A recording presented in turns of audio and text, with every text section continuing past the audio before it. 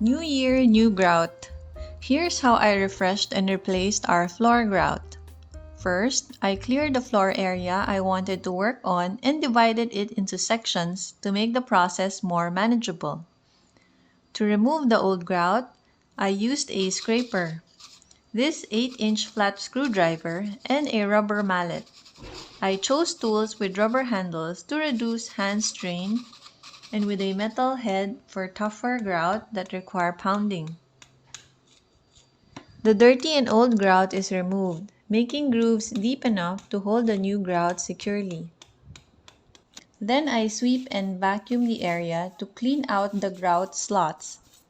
Doing this can get very dusty, so I recommend protecting your eyes, nose, and mouth with safety gear and tuck away everything.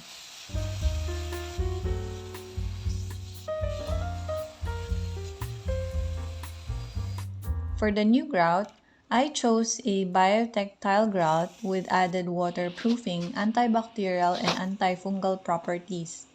I followed the label's instructions and prepared portions in a plastic bag for easy application.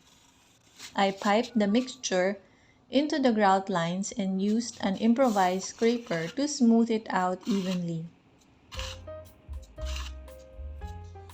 After letting the grout dry for a couple of hours, I wiped off any excess grout from the tiles using sponge and water. On days when I was too tired, I left the cleaning for the next day, using a scouring pad to scrub off dried excess grout. Through trial and error, I learned that applying just the right amount of grout would save material, and this also prevents dirt from sticking to uneven excess grout. My application technique improved significantly as I worked on the last sections of the floor. For thicker hardened grout that was difficult to remove, I used a scraping tool with a rubber handle.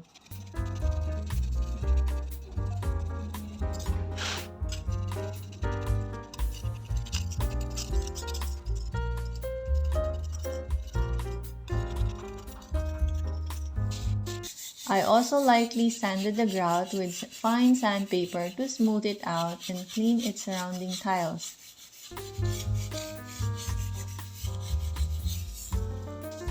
To finish, I thoroughly cleaned the floor by sweeping, mopping, and used a mini robot vacuum which I ran multiple times over a few days to ensure all dust residues were gone.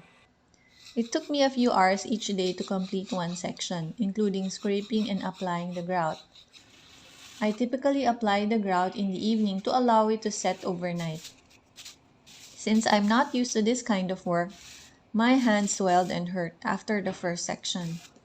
When my neck, arms, and shoulders started to ache, I decided to slow down and rest more between sections. I had to redo a few areas because of sunken grout, but in the end, I finished the project. Hooray!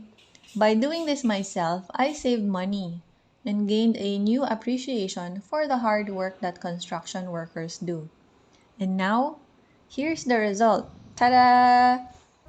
If you're considering tackling a project like this, I've listed all the materials I used along with their links in the description.